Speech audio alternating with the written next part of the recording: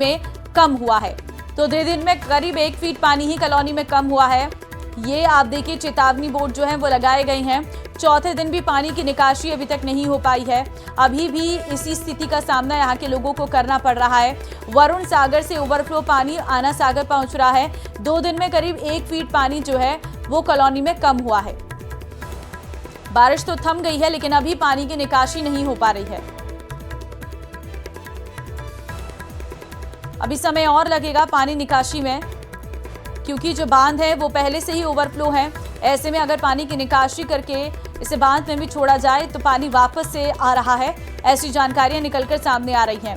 लेकिन ये पॉश कॉलोनियां जो पूरी तरह से जलमग्न हैं, जिसने इस बारिश में प्रशासन के दावों की पोल खोल दी है।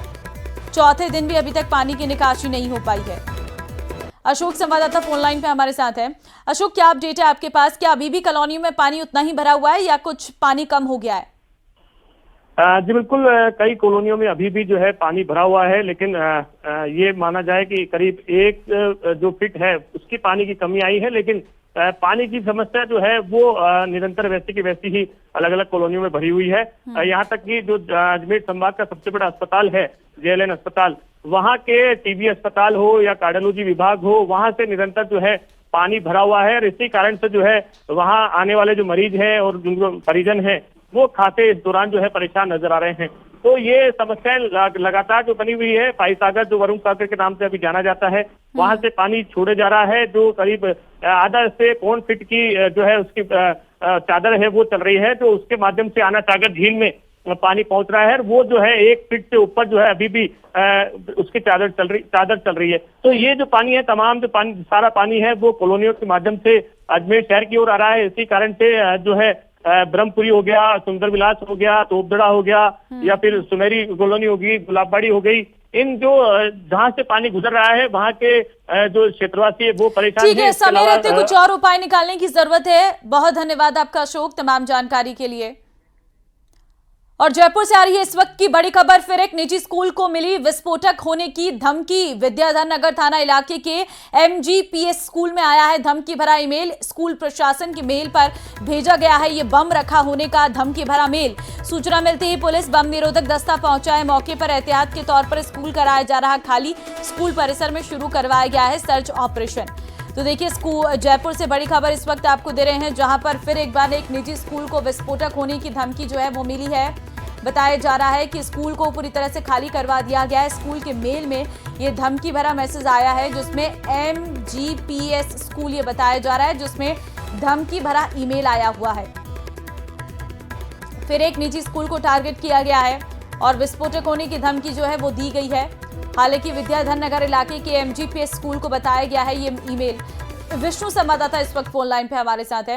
विष्णु, आज फिर एक और ईमेल आया, बताया जा रहा है कि स्कूल में बम होने की धमकी।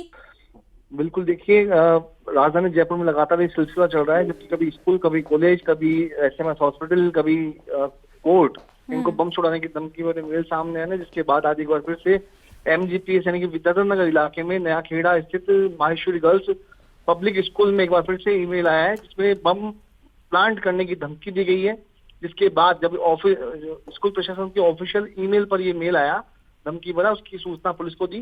तो ऐसे में पुलिस, डॉग स्क्वाड की टीम, बम निरोधक दस्ते की टीम, सिविल डिफेंस के जवान, SDRF के जवानों की टीम को MGPS स्कूल के लिए रवाना किया गया है। वहां पर जो स्कूल में इस वक्त मौजूद बच्चे थे उनको कहीं ना कहीं एक बार स्कूल परिसर को खाली करवाया जा रहा है एहतियात के तौर पर, और वहीं पर सर्च ऑपरेशन लगभग शुरू हो गया है। तो फिलहाल की बड़ी खबर यही कि एक बार फिर से MGPS स्कूल को बम से उड़ाने की धमकी भरा मेल सामने है। हालांकि जांच के बाद यानी सर्च ऑपरेशन जब पूरा होगा तो ये साफ हो पाएगा कि आखिरकार धमकी झूठी थी या फिर सही। तो पुलिस फिलहाल मौके पर मौजूद है, स्कूल परिसर को खाली करवाया जा रहा है। ठीक है, लेकिन मेल में क्या लिखा गया है विष्णु? देखिए, मेल का जो मजमून है अभी तक यही पुलिस के द्वारा अब तक बहुत ज्यादा कुछ खुलासे उसके बारे में नहीं किए गए हैं। बस ये कहा गया है कि बम विस्फोट यानी बम पहले प्लांट होने और उसको कुछ देर बाद उसके फटने की जो है ब्लास्ट होने की धमकी इस ईमेल में कही गई है। और पहले की तरह के ये मेल है जब तक आते रहे किसी न किसी संगठन के नाम से। तो फिलहाल पुलिस कुछ देर के बाद पूरी तरीके से साफ कर देगी कि आखिरकार मेल में क्या लिखा हुआ है जी। ठीक है, लेकिन ये जिस तरीके से बम की धमकियां लगातार स्कूल्स में दी जा रही है, इसके पीछे अभी तक पुलिस को पड़ताल में क्या सामने आ पाया है?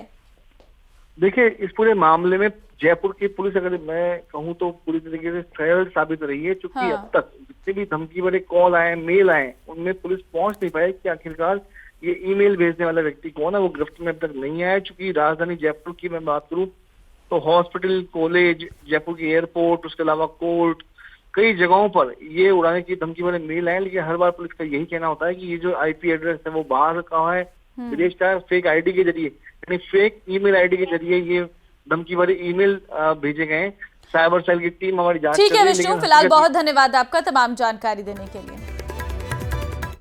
हनुमानगढ़ से बड़ी खबर है। गोलूवाला में पानी की टंकी पर चढ़ा एक युवक। पानी की टंकी पर पेट्रोल लेकर ये युवक चढ़ा है। महावीर सारस्वत और गोलूवाला पुलिस कर रही है पर झूठा केस दर्ज करने का आरोप लगाया गया। मारपीट करने वालों पर कार्रवाई की बजाय उल्टा उन्हीं पर मुकदमा दर्ज करने के आरोप है।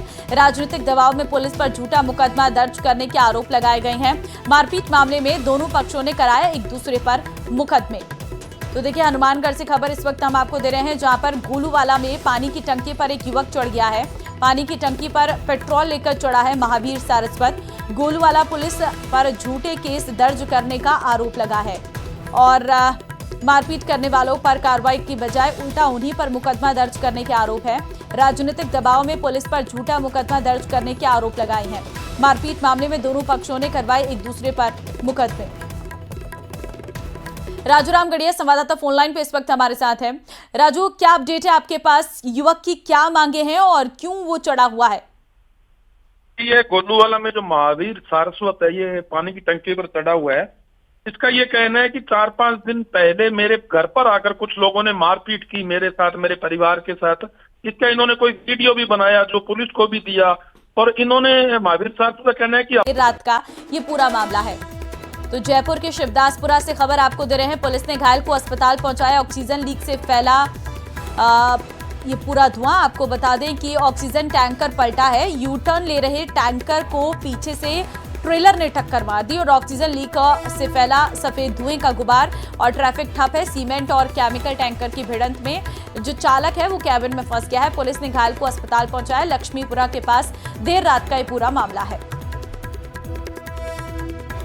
तो ऑक्सीजन लीक से फैला है सफेद धुएं का गुबार, ट्रैफिक ठप है। पुलिस ने घायल को अस्पताल पहुंचा लिया है। लक्ष्मीपुरा के पास देर रात का ये पूरा मामला बताया जा रहा है। सीकर से बड़ी खबर है। नीमका थाना में कांग्रेस की संविधान बचाओ रैली आज। पीसीसी चीफ गोविंद सिंह डोटासरा, नेता प्रतिपक्ष टीकाराम जूली आएंगे नीमका थाना। कई पूर्व मंत्री और दिग्गज नेता भी रहेंगे मौजूद। पार्टी कार्यकर्ता तैयारियों में जुटे हुए हैं। तो देखिए, आज कांग्रेस की संविधान बचाओ रैली नीमका थाना में रहने वाली है, जहां पर गोविंद सिंह डोटासरा, टीकाराम जूली दोनों ही पहुंचने वाले हैं। कांग्रेस के कार्यकर्ता भी रहेंगे, पूर्व नेता भी रहने वाले हैं।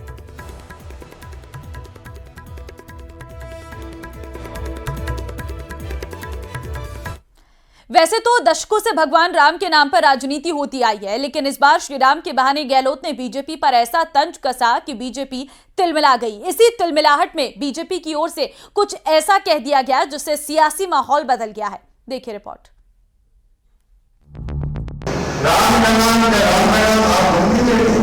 जो एफिडेविट उनकी सरकार के समय में राम को में अपने विचार साझा करते हुए अपनी पार्टी और उनका स्टैंड अलग अलग किस तरह से इस पर टिप्पणी करना चाहिए। अशोक गहलोत का तगड़ा प्रहार।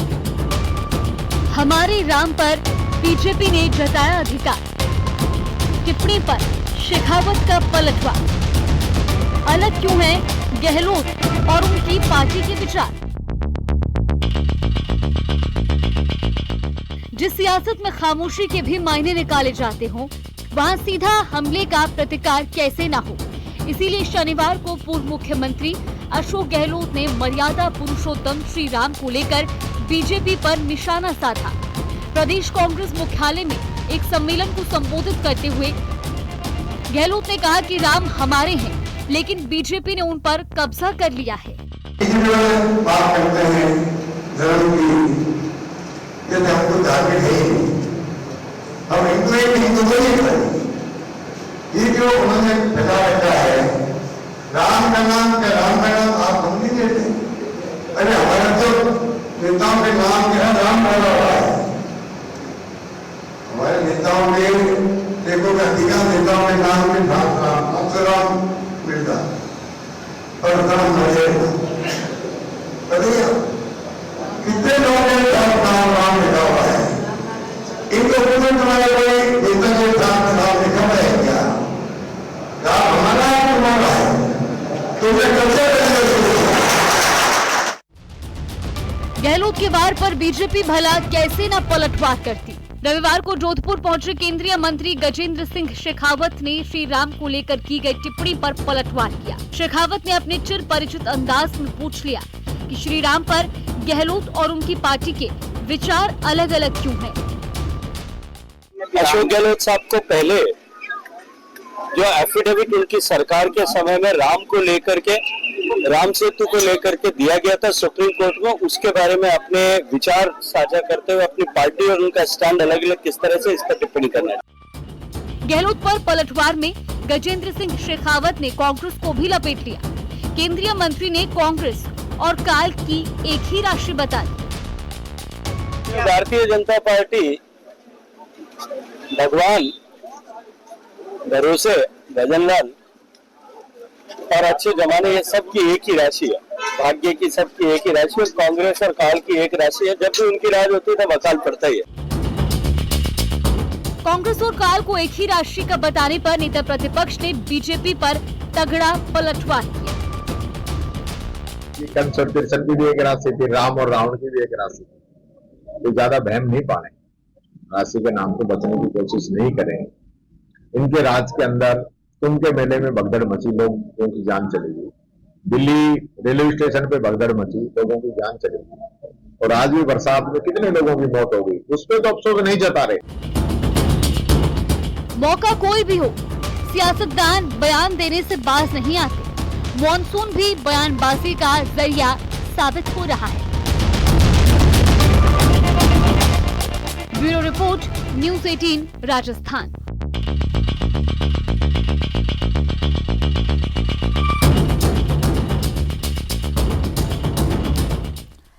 2006 मुंबई ट्रेन ब्लास्ट में हाईकोर्ट का बड़ा फैसला। बॉम्बे हाईकोर्ट ने सभी 12 आरोपियों को बरी कर दिया है। मुंबई ब्लास्ट केस में 19 साल बाद आया है फैसला। सेशन कोर्ट ने आरोपियों को दोषी करार दिया था। 2006 में मुंबई लोकल ट्रेन में 7 बम धमाके हुए थे। धमाकों में 189 लोगों की मौत, 827 लोग घायल हुए थे। सभी घायलों में आरडीएक्स का इस्तेमाल यहां पर किया गया था सभी धमाकों में।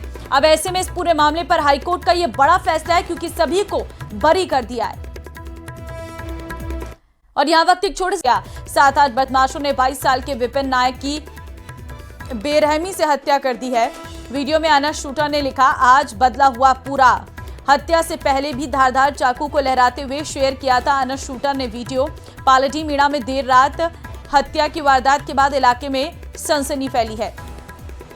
तो घटना की 3 तस्वीरें इस वक्त हम आपको दिखा रहे हैं। देखिए, इस पूरे मामले पर अभी भी तनाव का माहौल देखने को मिल रहा है। ये सीसीटीवी है और ये आरोपी अनस है जिसने चाकू के साथ ये वीडियो पोस्ट की है सोशल मीडिया पर, और उसके बाद वो सीसीटीवी में ये सभी अपने साथियों के साथ नजर आ रहा है। इस मामले में एक और बड़ा अपडेट यह है कि आगरा रोड नेशनल हाईवे जाम करने की कोशिश।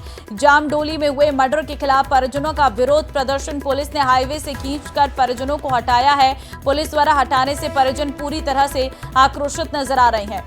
देखिए, अब परिजन जो हैं वो लगातार हाईवे की तरफ बढ़े और जहां पर पुलिस द्वारा उन्हें हटाया गया है, जिसके बाद परिजन पूरी तरह से आक्रोशित नजर आ रहे हैं। हम तस्वीर आपको दिखा रहे हैं, आप देखिए, क्योंकि हाईवे को जाम करने की कोशिश की गई जिसकी वजह से पूरी जाम की स्थिति उत्पन्न हो गई। ऐसे में पुलिस ने यहां से परिवार के लोगों को, जिसमें महिलाएं और पुरुष भी हैं, उन्हें साइड किया गया। और आप देखिए जरा, क्योंकि 22 साल के युवक को परिवार ने खोया है, जाहिर तौर पर परिवार में गुस्सा और आक्रोश का माहौल देखने को मिल रहा है। विष्णु संवाददाता इस वक्त हमारे साथ फोन लाइन पे है। विष्णु, परिवार जो है अब हाईवे पर पहुंच गया है, विरोध प्रदर्शन भी देखने को मिल रहा है। विष्णु, बिल्कुल, देखिए, कल जामडोली थाना इलाके में पालड़ी मीणा कच्ची बस्ती में एक मर्डर हुआ। बहुत बेरहमी के साथ में, बहुत साजिश पूर्वक विपिन नायक और विक्की की, जो कि 22 साल का लड़का था, उसकी बेरहमी में हत्या कर दी। करीब 14 घाव उसके सीने और पेट में आए, ऐसी प्रारंभिक तौर पर पता चला है। अब तक की जानकारी जो मिली है वो ये कि विपिन की अनस शूटर ने, अनस खान और अनस शूटर के नाम के लड़के के साथ किसी बात को लेकर के रंजिश चढ़ी थी, बताया ये भी जा रहा है कि कुछ समय पहले इनके बीच में कोई किसी मामले में रंजिश के बाद में समझौता भी हुआ था, लेकिन वापस से इनके बीच विवाद पनपने लग गया। और विपिन जो मृतक है वो एक किराने की दुकान पे काम करता था। कल रात को जब वो अपने घर लौटा था दुकान से, तभी कॉलोनी में की पालड़ी मीना कच्ची बस्ती में अनस शूटर अपने साथियों के साथ 3 मोटरसाइकिल के ऊपर 3 से 4 मोटरसाइकिल ऊपर करीब अपने 7-8 साथियों को लेकर के पहुंचा। वो विपिन का इंतजार कर रहा था और जब विपिन दुकान से घर पहुंचा तभी सुनसान जगह पर विपिन को आवाज देकर के बुलाया और उसके ऊपर चाकू से लगातार ताबड़तोड़ वार करना शुरू कर दिया। इस पूरी घटना के बाद में जब स्थानीय लोग चीख पुकार सुन करके बाहर आए तो विपिन को लहूलुहान हालत में देखा और उसके बाद भीड़ को बढ़ते देख करके जो आरोपी हमलावर थे वो वहां से भाग निकले, अनस शूटर भी भाग निकला। और इस पूरी घटनाक्रम के बाद में स्थानीय लोगों ने विपिन को हॉस्पिटल पहुंचाया SMS, जहां पर उसकी मौत हो गई। वहीं घटनाक्रम के बाद में यह भी परिजनों का आरोप है कि अनस शूटर ने सोशल मीडिया पर एक वीडियो डाला, एक फोटो डाला जिसमें बदला पूरा होने की बात लिखी, लेकिन बाद में ये वीडियो कहीं ना कहीं हटा दिया गया, ऐसे भी जानकारी सामने आ रही है। साथ में यह भी सामने आ रहा है कि अनस शूटर भट्टा बस्ती का रहने वाला है, पहले भी जेल जा चुका है, आदतन अपराधी है, सोशल मीडिया पर हथियारों के साथ वीडियो डालता है, फोटो डालता है। ऐसे में गंभीर आपराधिक प्रवृत्ति का ये व्यक्ति है और इसके हुलिये से और जिस तरीके से छुरे को हवा में लहराया है उससे मालूम चल सकता है कि कितना बेखौफ था और किस तरीके से उसने पूरी तरीके से प्लानिंग की थी विपिन नायक को जान से मारने की। और इसीलिए वो अपने साथियों के साथ कॉलोनी में पहुंचता है पालड़ी मीना में, वहां पर हत्या की वारदात तो करता है और बेखौफ होकर के वहां से भाग जाता है। घटनाक्रम के बाद में अब विपिन का जो शव है वो SMS हॉस्पिटल के मुर्दाघर में रखा हुआ है। वहीं पर परिजनों में, समाज के लोगों में आक्रोश व्याप्त है, जिसके बाद लोग पालड़ी मीना से होकर के जयपुर आगरा हाईवे पर आ चुके हैं। वहां पर जो नारेबाजी कर रहे हैं, धरना देने का प्रयास भी किया, रास्ता रोकने का प्रयास किया, एक बार हाईवे रुका भी, लेकिन पुलिस ने, चूंकि कल ही इस घटनाक्रम के बाद अधिकारी मौके पर पहुंच गए थे, कुंवर राष्ट्रदीप, उसके अलावा DCP तेजस्वी यादव, तो ऐसे में पुलिस को लगता था कि कहीं ना कहीं मामला कहीं कोई विवाद, बड़ा विवाद ना खड़ा हो जाए, इसकी वजह हंगामा ना खड़ा हो। ऐसे में पुलिस जाब्ता लगा दिया गया और जब आज परिजन हाईवे पर आए तो पुलिस ने एक बार तो उनको वहां से खदेड़ दिया, लेकिन एक बार फिर से वहां पर ट्रैफिक जाम होने की जो खबरें हैं वो आ रही है। फिलहाल मैं भी अभी SMS हॉस्पिटल के मुर्दाघर पर हूँ, हालांकि यहाँ पर परिजन नहीं है, लेकिन शव जो विपिन यादव का है वो यहीं पर है। हाँ। घाव जो है करीब 14 घाव सीने और पेट में होने की बात जो है वो कही जा रही है, गंभीर गहरे घाव थे। ठीक है विष्णु, कोई भी अपडेट होगा आप तुरंत दीजिएगा। फिलहाल आपका बहुत धन्यवाद तमाम जानकारी देने के लिए।